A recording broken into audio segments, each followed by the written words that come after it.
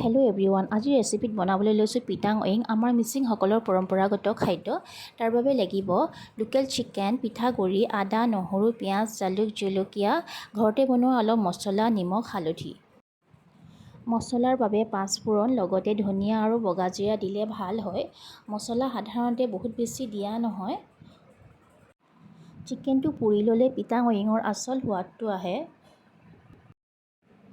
পিঠাগুড়িখিনি বেছি মিহি কৰিব নালাগে। এতিয়া মাংসখিনিত মছলা, হালধি, নিমখ দি আধা ঘণ্টামান মেৰিনেট কৰি ৰাখিম।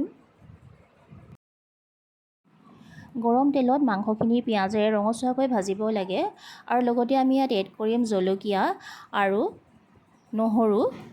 এয়া নহৰু অলপ সৰহকৈ দিলে ভাল হয় আৰু ৰঙচুৱাকৈ ভাজি ল'ব লাগে। এতিয়া আমি ইয়াত গৰম পানী ঢালি দিছোঁ। অলপ সৰহকৈ ঢালিলে বেছি ভাল হয়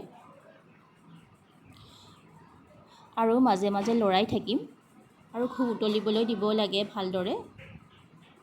এতিয়া আমি লাহে লাহে পিঠাগুড়িখিনি দি দিম আৰু লগতে আমি ইয়াত আদা আৰু জালুক এড কৰি দিম। এয়া আমাৰ পিঠাং ৱিং ৰেডি হৈ গৈছে। ভিডিঅ'টো যদি চাই ভাল পাইছে লাইক কৰিব, কমেণ্ট কৰিব আৰু ছাবস্ক্ৰাইব কৰিবলৈ নাপাহৰিব।